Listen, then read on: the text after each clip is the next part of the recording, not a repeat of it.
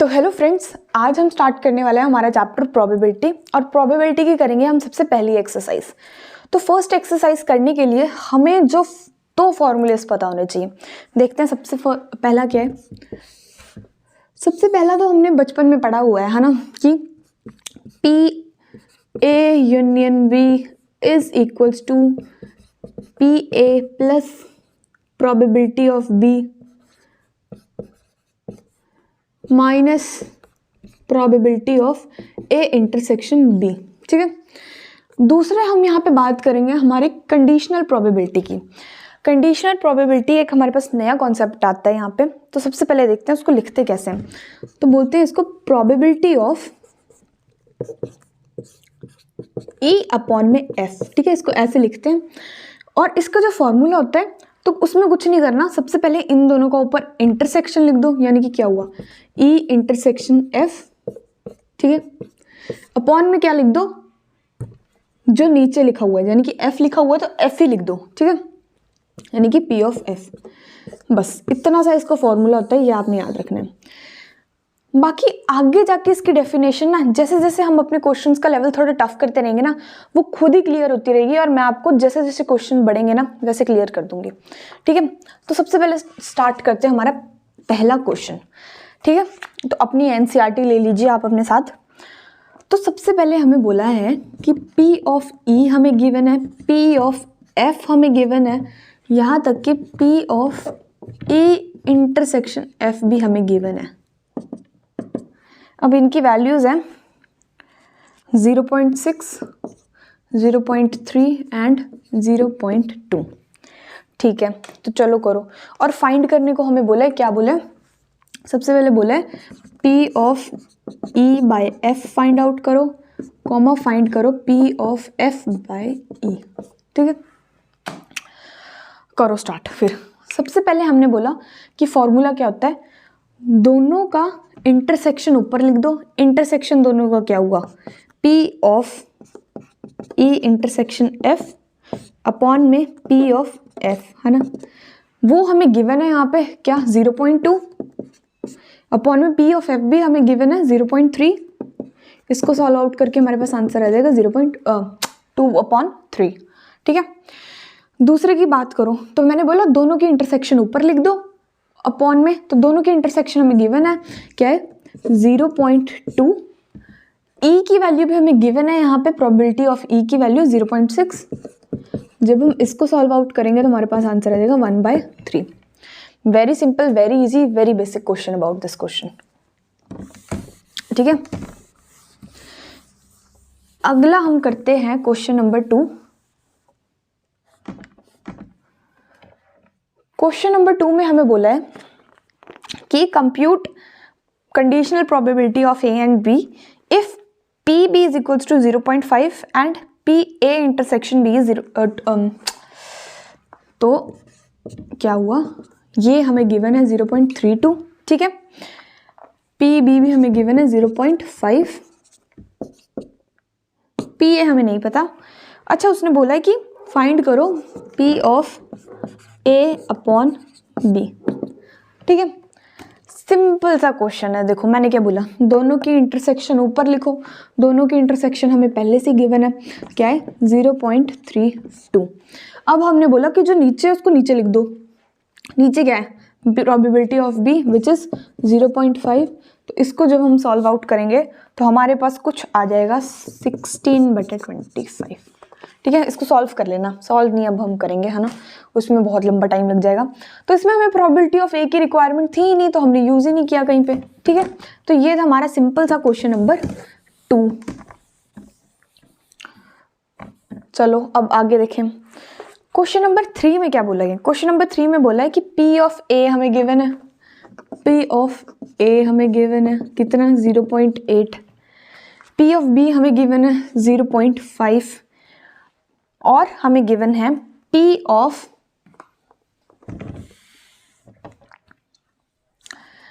Probability of B upon में A which is equals to 0.4। ठीक है, सबसे पहले उसने हमें फाइंड करने को बोला है P of A intersection B, फिर से वेरी इजी क्वेश्चन। चलो इसका फर्स्ट पार्ट करें। तो फर्स्ट पार्ट में बोल रहे हैं P of A intersection B बताओ। अब हमने इसका फॉर्मूला पढ़ा है, क्या पढ़ा है कि पी ऑफ बी अपॉन में ए क्या होता है हमारे पास, दोनों का इंटरसेक्शन ऊपर, बी इंटरसेक्शन ए अपॉन में जो नीचे वाला है उसको नीचे लिख दो, ठीक है।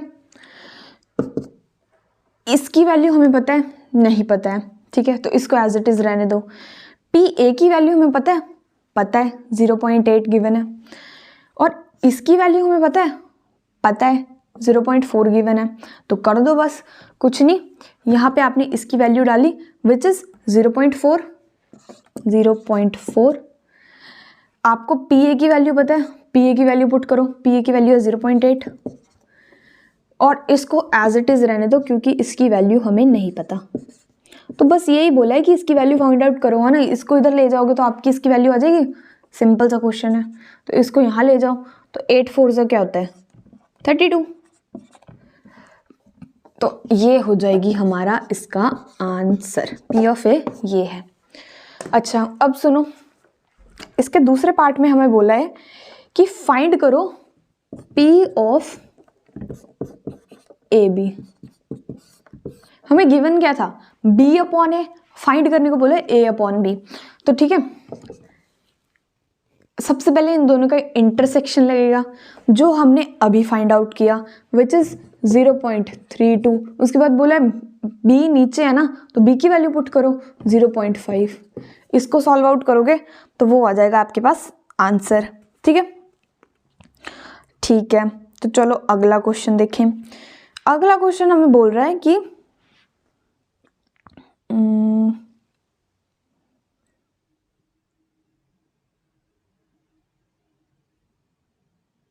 ठीक है, अगला क्वेश्चन बोल रहा है कि P of A union B निकालो, P of A union B निकालो।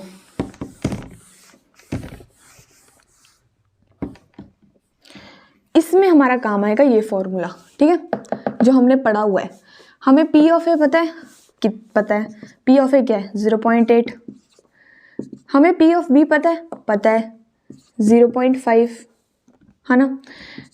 हमें A इंटरसेक्शन B पता है, P of A intersection B बिल्कुल पता है, जो हमने अभी निकाला 0.32, और ये हो जाएगा हमारे किसके बराबर, A यूनियन B के बराबर। तो यही था हमारा इसका हमारा प्रोसीजर जो हम फॉलो करेंगे। तो इसको प्लस करके कुछ आ जाएगा 1.3, उसमें से माइनस कर दो 1.32 को, ठीक है। ठीक है, तो जो हमारा आंसर आएगा वो होगा 0.98, ठीक है। थर्ड क्वेश्चन भी हमारा निपट गया। अब देखो फोर्थ क्वेश्चन में क्या बोला है। फोर्थ क्वेश्चन बोल रहा है हमें कि evaluate P of A union B। बहुत इजी क्वेश्चन है, हर चैप्टर की पहली एक्सरसाइज तो बहुत इजी होती है, कुछ करने वाला होता ही नहीं है उसमें। तो इसमें देखो बोला है, फोर्थ क्वेश्चन में बोला है हमारे पास कि P of A union B find out करना है, और बोल रहे 2PA is equal to PB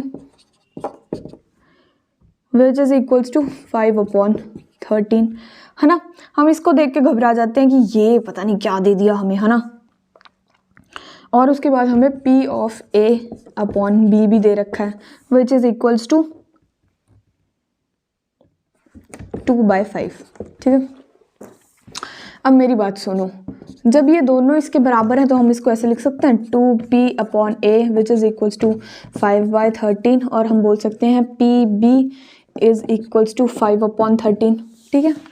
इस 2 को यहाँ लेके गए तो PA की वैल्यू हमारे पास आ जाएगी विच इज 5/26, ठीक है। तो कुछ नहीं, बस निकालने को क्या बोला था, A यूनियन B, वही सेम जो हम पीछे क्वेश्चंस में करते हैं, पी ए की वैल्यू हमारे पास गिवन है, पी बी की वैल्यू हमारे पास गिवन है और इसकी वैल्यू गिवन है, तो इससे क्या हम ए इंटरसेक्शन बी निकाल सकते हैं हमारी कंडीशनल प्रोबेबिलिटी के फॉर्मूले से? बिल्कुल निकाल सकते हैं, वो फाइंड आउट कर लेना, ठीक है। वो फाइंड आउट करने के बाद हमारे पास जो ये फॉर्मूला आया, ये फॉर्मूला और ये जो चीज़ें आई, वैल्यूज आई हमारे पास, उसको हम इसमें पुट करेंगे तो हमारे पास आसानी से ए यूनियन बी आ जाएगा और उसकी वैल्यू कुछ हो जाएगी 11/26, ठीक है। तो जो हमने फाइंड करना था P of A union B, उसकी वैल्यू हो जाएगी 11/26। मैंने आपको मेथड बता दिया, वेरी सिंपल है ना, इसको इस पे ऊपर कोई टाइम वेस्ट करने की इतनी कोई ज़रूरत है नहीं हमें। अगले क्वेश्चन को देखते हैं।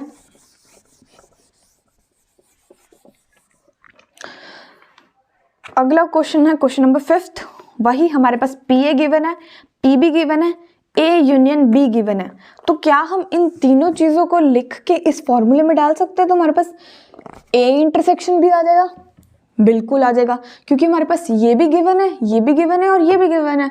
इससे हमारा ए इंटरसेक्शन भी आ जाएगा, बिल्कुल आ जाएगा। तो पहले क्वेश्चन में तो वही पूछी है हमारे पास, वो क्वेश्चन तो हो गया।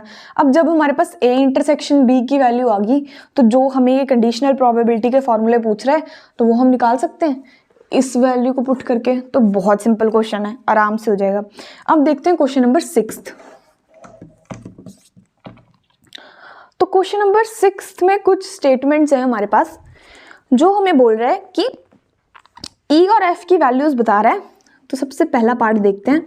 बोल रहे कि E is equal to head on third toss. सबसे पहले उसने बोल रहा है कि एक कॉइन 3 बार उछाला गया है, ठीक है। अ coin is twice tossed 3 times, ठीक है। कॉइन को 3 टाइम्स उछाला गया है, ठीक है। ई की बोल रहे कि हेड ऑन थर्ड टॉस। ई में बोल रहे कि हेड आना चाहिए ऑन थर्ड टॉस, ठीक है। एफ में हमें बोल रहा है कि हेड ऑन फर्स्ट 2 टॉसेस, ठीक है। तो इस क्वेश्चन को करने के लिए हमें सबसे पहले तो सैंपल स्पेस निकालनी होगी कि सैंपल स्पेस होगी क्या। तो हमें पता है एक कॉइन को जब हम 3 बार फेंक रहे हैं तो हमारे पास कुछ ऐसा होगा कि सबसे पहले कॉइन पे हेड आया, हाँ ना, ठीक है। उसके बाद टेल, फिर हम बोलते हैं कि ये हेड बीच में चला गया, हेड टेल, ठीक है। अब इस हेड को लास्ट में भेज दो, हेड टेल। ये हमारी प्रोबेबिलिटी होगी कि एक बार हेड आ रहा है। अब 2 बार हेड ले आओ, तो 2 बार हेड लाने के लिए पहले 2 बार तो बीच बीच में आ जाएगा और यहाँ टेल हो जाएगा। दूसरी बार में यहाँ टेल हो जाएगा तो यहाँ हेड हो जाएगा। तीसरी बार में यहाँ टेल होगा तो यहाँ हेड हो जाएगा। तीसरी प्रोबेबिलिटी हम ये लिख सकते हैं कि तीनों बार हेड आ रहा है तो हेड, तीनों बार टेल आ रहा है, टेल, ठीक है। तो ऐसे कुल मिला के हमारी टोटल प्रॉपर्टीज बनेंगी 1 2 3 4 5 6 7 8, बिल्कुल ठीक है, ठीक है। 8 ऐसी हमारी पास कंडीशंस है कि ये आ सकता है। अब उसने बोले कि हेड ऑन थर्ड टॉस। अब देखो कितने ऐसे वो हैं कि जिनमें हेड आ रहा है थर्ड टॉस में। तो इसमें आ रहा है एक इसमें आ रहा है और एक इसमें आ रहा है और एक इसमें आ रहा है, ठीक है। यानी कि 4 ऐसी हैं जिनमें हमारे पास हेड ऑन थर्ड टॉस आ रहा है। तो उसको लिख दो आप, ठीक है। क्या है, ई इज इक्वल टू हमारे क्या क्या आ रहा है, टेल हेड,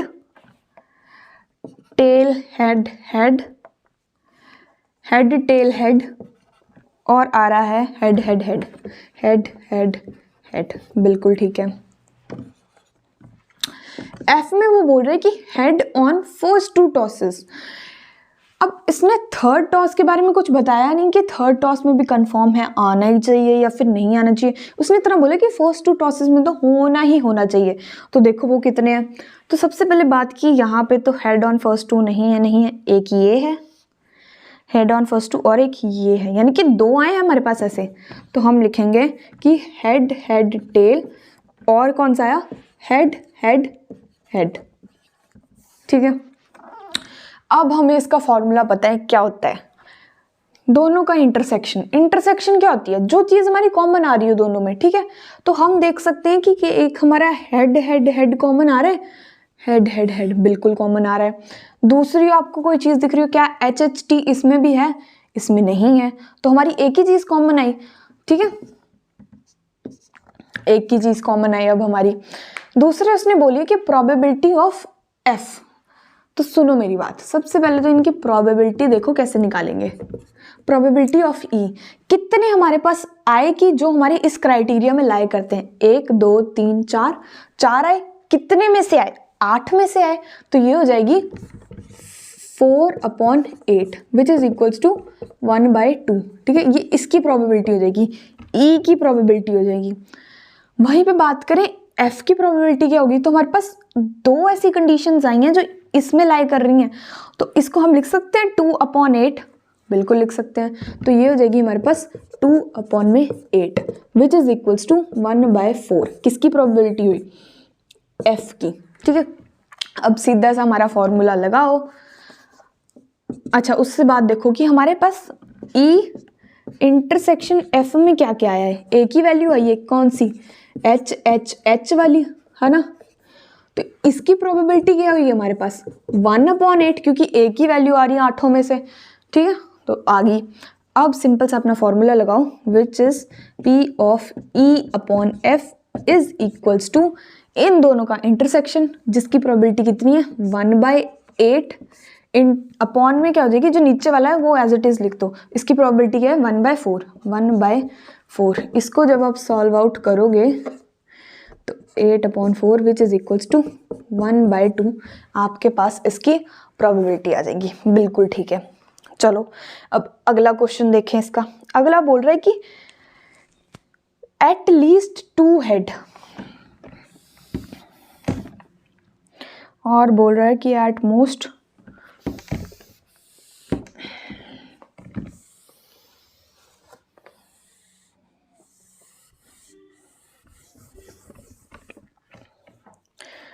देखो, अब इसमें बोल रहा है कि at least 2 head, at least 2 head, और उसमें बोला गया है कि at most 2 head, eight most 2 head, ठीक है।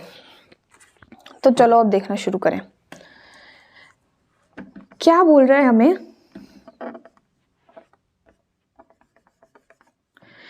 बोल रहा है कि E का क्या है कि एट लीस्ट 2 हेड तो होने ही चाहिए। यानी कि लीस्ट का क्या मतलब होता है? कम से कम हमारे पास 2 हेड तो होने ही चाहिए, ठीक है, ठीक है। तो अब देखो कि 2 से कम या फिर 2 हेड किसके पास है, ठीक है। यानी कि 2 हेड तो होने ही चाहिए, एटलीस्ट 2 हेड तो होने चाहिए, या फिर उससे ज़्यादा भी हो सकते हैं, ठीक है। लीस्ट का मतलब है कि कम से कम 2 हेड तो होने ही चाहिए, यानी कि 2 हेड भी हो सकते हैं और उससे ज़्यादा हेड भी हो सकते हैं। तो 2 हेड देखो सबसे पहले किसमें? इसमें है, इसमें है, और किसमें? इसमें भी है, और किसमें? इसमें भी है, ठीक है। तो 4 ऐसी चीज़ें होंगी जिसमें एट लीस्ट 2 हेड तो है ही है। लीस्ट का मतलब होता है कि कम से कम उतने तो होने ही चाहिए, उससे ज़्यादा भी हो सकते हैं। तो यानी कि कितनी ऐसी आई हमारे पास आए HHT, THH, HTH, HHH, ठीक है। F में हमें बोला कि एट मोस्ट 2 हेड्स। मोस्ट का मतलब होता है ज़्यादा से ज़्यादा, यानी कि हमारे पास सब मतलब 2 हेड हमारे मोस्ट हैं, कि इससे ज़्यादा नहीं होने चाहिए हमारे पास, ठीक है। 2 हेड मोस्ट है, मतलब 2 हो सकते हैं, 2 से कम हो सकते हैं, 2 से ज़्यादा नहीं हो सकते।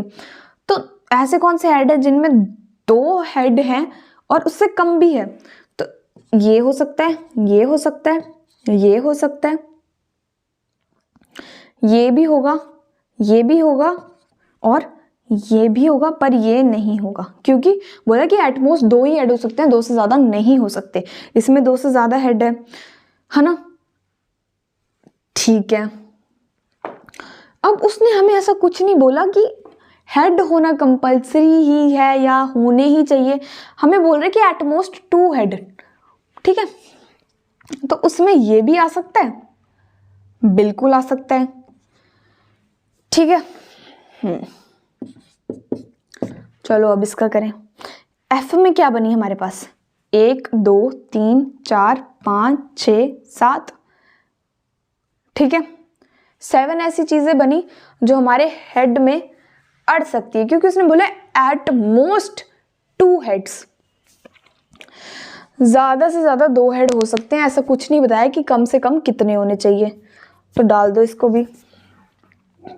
हमें दिख रहा है कि 7 ऐसी चीजें होगी हेड हेड को छोड़ के, बाकी सारी हमारी इसमें आ गई, ठीक है। तो लिख लेना इसको, है ना, ऐसे। अब मैं इतना तो नहीं लिख रही, H T T T H T, ठीक है, अप टू 7 ऐसी हैं। अब इसका इंटरसेक्शन की बात करेंगे, तो इंटरसेक्शन में आप देख रहे हो कि कॉमन क्या आएगा हमारे, इसमें सिर्फ एक एच एच एच छूटा था, तो बाकी सारे हमारे कॉमन आ जाएंगे, यानी कि ये 3 हमारे कॉमन आ जाएंगे। तो लिख दो, यानी कि एच एच टी कॉमन आएगा, टी एच एच कॉमन आएगा और एच टी एच भी कॉमन आएगा हमारे पास। इसकी प्रोबेबिलिटी क्या हुई? 3/8, ठीक है। वहीं पे हमें f की प्रोबेबिलिटी भी चाहिए होती है, तो इसकी प्रोबेबिलिटी क्या हुई? 7 आए हमारे पास 8 में से, तो 7/8। करो इसको, सॉल्व आउट करो, तो हमारे पास हो जाएगा 3/8 अपॉन में 7/8 विच इज इक्वल्स टू 3/7। यही हमारा आंसर है, ठीक है।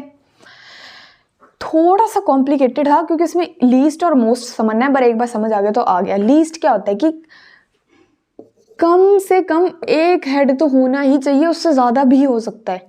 इसमें बोला कि मोस्ट आपके पास 2 हेड्स हो सकते हैं, उससे कम चलेंगे, ना हो वो भी चलेगा, पर उससे ज़्यादा नहीं होने चाहिए, ठीक है।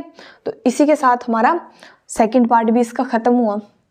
अब देखते हैं थर्ड पार्ट क्या बोल रहा है। थर्ड पार्ट हमें बोल रहा है कि ई है,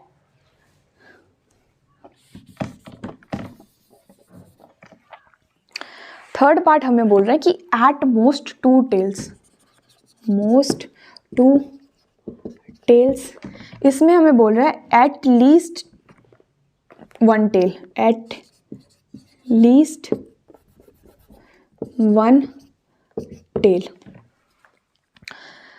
ठीक है। चलो इसकी बनाएं अब।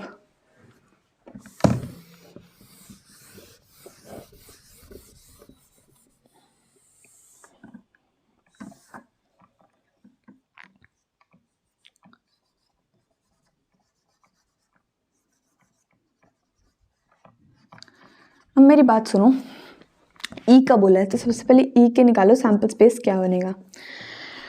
बोला है एट मोस्ट 2 टेल्स। मोस्ट का क्या मतलब होता है कि मैक्सिमम इतने ही हो सकते हैं, इससे कम हो सकते हैं, या इससे कोई ना भी हो ना तो भी चलेगा, पर इससे ज़्यादा नहीं होने चाहिए। तो बोल रहा है एट मोस्ट 2 टेल्स, तो देखते हैं कि दो टेल या फिर उससे कम कितने हैं। तो इसमें 2 टेल है, चलेगा, इसमें 2 टेल है, चलेगा, इसमें 2 टेल है, चलेगा, इसमें 1 टेल है, ये भी चलेगा, ये भी चलेगा, ये भी चलेगा। और बोले मोस्ट यानी कि ना हो वो भी चलेगा, तो एक एच एच वाला भी है, पर ये टी टी वाला नहीं आ सकता, क्योंकि बोला है कि 2 टेल से ज़्यादा नहीं होने चाहिए। तो हमारे पास कुल मिला के 7 ये आ गए, ये सारी सैम्पल स्पेस होगी इसकी, इसको लिख देना एग्जाम के लिए, ठीक है। तो हम ऐसे थोड़ा सा लिख देते हैं, T T T H T up to ऐसे करते 7 ऐसे हमारे पास सैम्पल स्पेस बन जाएंगे। वहीं अगर हम एफ की बात करें तो एफ में बोला है एट लीस्ट 1 टेल, एक टेल तो होना ही चाहिए, ठीक है, उससे ज़्यादा भी हो सकते हैं। तो एक टेल किस में है? ये चलेगा, ये भी चलेगा, ये भी चलेगा, ये भी चलेगा, ये भी चलेगा, ये भी चलेगा। उसने बोला एट लीस्ट एक टेल तो होना ही चाहिए, यानी कि ये वाला नहीं चलेगा एच एच वाला, क्योंकि इसमें एक भी टेल नहीं है, और ये तो चलेगा ही चलेगा, ठीक है। तो ऐसे कुल मिला के हमारे कितने हुए? 7 हुए, है ना, H T T T H T. अब इसमें हमने कौन सा नहीं लिया था, यानी कि कौन सा वाला नहीं लिया था, वो था हमारा इसमें माइनस का मोस्ट टू टेल्स बोला है ना, तो यानी कि टेल टेल टेल वाला इसमें हमने नहीं लिया था, और इसमें हम कौन सा नहीं ले रहे हैं, एच एच एच वाला नहीं ले रहे हैं, है ना। ठीक है, तो यानी कि इन दोनों को छोड़ के बाकी सारा हमारा कॉमन हुआ इसमें, बिल्कुल हुआ। तो यानी कि इन दोनों को छोड़ के ये सारा हुआ हमारे पास क्या, ई इंटरसेक्शन एफ। ठीक है, तो ऐसी टोटल कितनी वैल्यू आई, 6/8 विच इज इक्वल्स टू 3/4। ये हमारी इसकी प्रोबेबिलिटी है। वही इसकी क्या आई 7/8, और यहाँ इसकी क्या आई 7/8। ठीक है, तो बस लगाओ अपना फॉर्मूला, इंटरसेक्शन 3/4 अपॉन में एफ आना था नीचे, तो एफ क्या है हमारे पास 7/8, तो 7/8 which is equals to 3/4 into 7/8। इससे ये कटा 6/7। बिल्कुल ठीक है। तो ये थे हमारे प्रोबेबिलिटी के फर्स्ट 6 क्वेश्चंस जो हमने बहुत इजीली किए। अब अगला भी देख लेते हैं। ठीक है,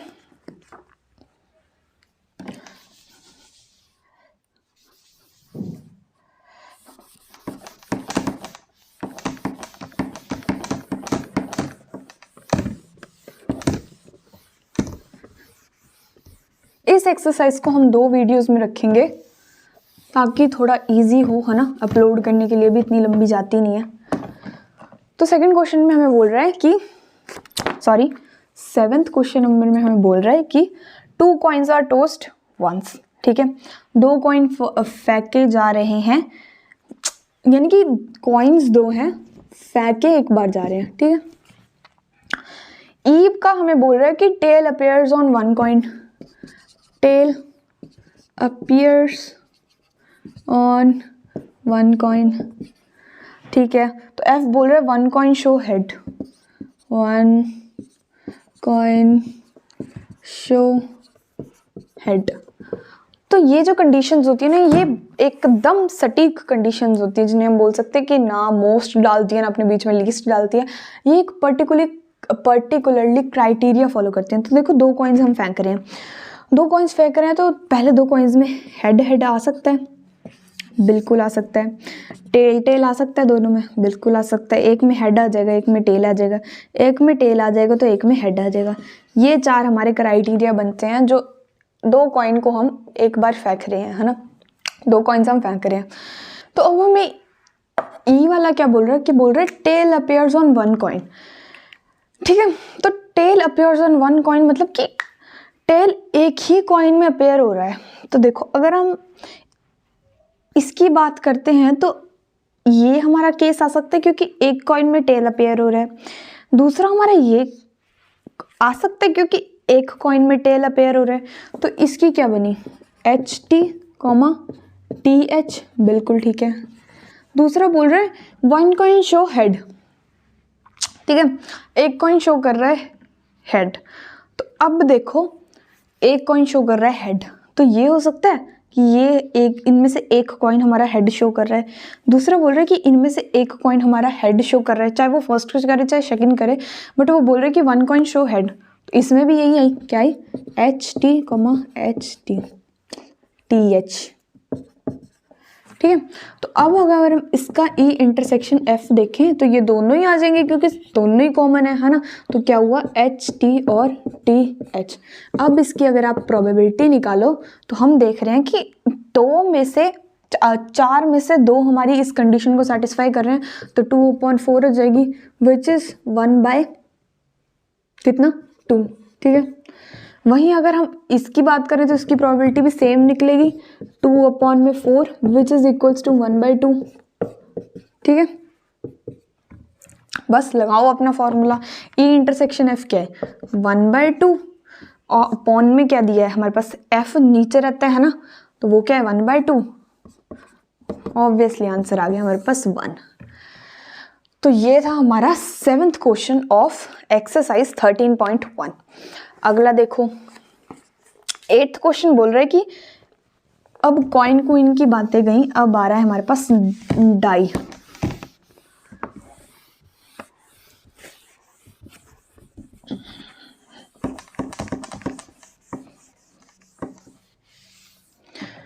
क्वेश्चन नंबर 8 क्या बोल रहा है हमें? क्वेश्चन नंबर 8 कि डाई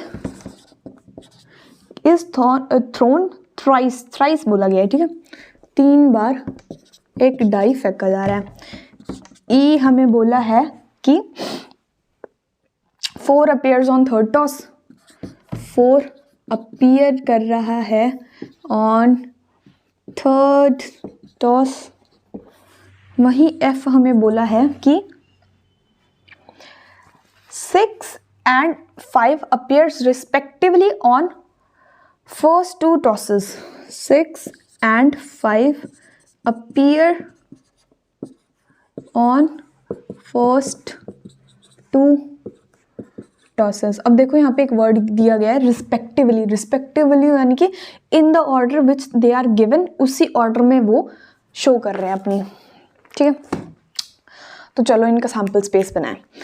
ये थोड़ा सा इंपॉर्टेंट है क्वेश्चन, क्योंकि ये थोड़ा सा क्वेश्चन ट्रिकी है ना। बच्चे सोचते हैं, मतलब हम सोचते हैं कि हाँ कि क्या ही हो गया इस क्वेश्चन में। अब देखो सबसे पहले ई की बात करते हैं। ई में वो बोल रहा है कि 4 appear on the third toss.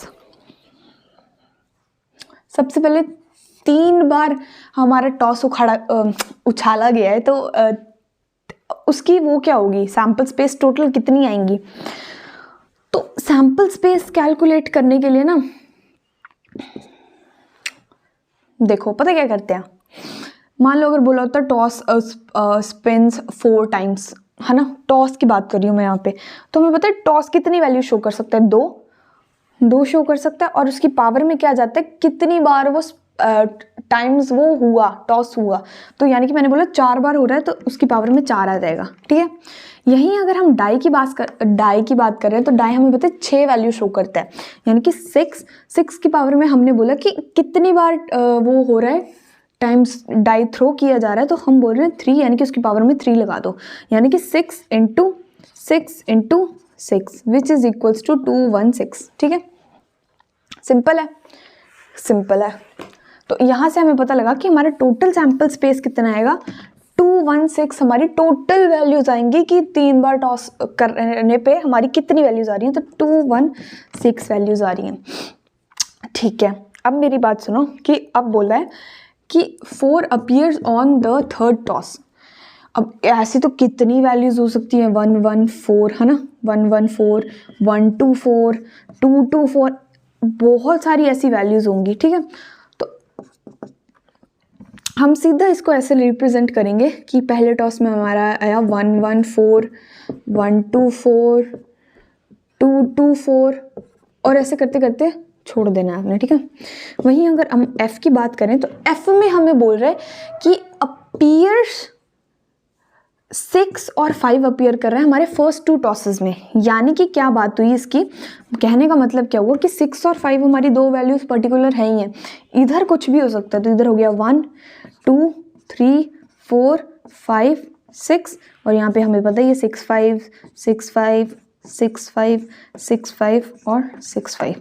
तो ये जो 6 है ना हमारी, ये होंगी सैम्पल स्पेस इसकी, ठीक है। तो आपने यही सारी वैल्यूज यहाँ लिख देनी है, ठीक है। अब हमें पता है इसका फॉर्मूला क्या होगा। इसका फॉर्मूला होता है कि E intersection F। E intersection F बताने के लिए अब मेरी बात सुनो, वही वैल्यू कॉमन आएगी जो, क्योंकि 4 इसके लास्ट में है ना, और इधर भी बोला था कि 4th appear on third toss, यानी कि 4 थर्ड टॉस में आनी चाहिए। तो कॉमन होने के लिए इसमें भी तो वो वैल्यू होनी चाहिए ना। तो सिर्फ एक ही ऐसी वैल्यू है जो हमारे पास कॉमन आ रही है इन दोनों में, तो वो क्या हुई, E इंटरसेक्शन F हमारे पास यहाँ पे आया 654, ठीक है। अब इनकी प्रोबेबिलिटी भी तो निकालो क्या हुई। सबसे पहले F की बात करते हैं, क्योंकि F और E इंटरसेक्शन F की तो हमें चाहिए होती है, इसका तो कोई काम नहीं होता, तो छोड़ो इसको। F की अगर हम बात करें, तो F में हमारी टोटल वैल्यूज कितनी आई हैं, ये आई है 6 वैल्यूज, ठीक है 6 कितने में से आई हैं, 216 में से आई हैं, 216, ठीक है। अब इसके इंटरसेक्शन की बात करो, इसके इंटरसेक्शन को जब आपने देखा तो आपने कहा एक ही वैल्यू आई है, कितने में से आई है, 216 में आई है, 216 में एक ही वैल्यू आई है, बस कुछ नहीं, इसको पुट करो 216 1/216 अपॉन में क्या होगा 6/216 जो कि आपस में कैंसिल आउट होगा, आंसर आएगा 1/6। बिल्कुल ठीक है, ठीक है। इधर मैंने इसीलिए नहीं काटा कि आगे जाके तो हमें काटना ही है ना, तो ये ज़्यादा इजी होगा देन रादर देन दैट, तो ये सिंपल सा हो गया। तो चलो ठीक है, this was all about up to the 8 questions of exercise 13.1। अगले हम करेंगे नेक्स्ट वीडियो में। So I hope you understand this 8 question. Thank you so much for watching.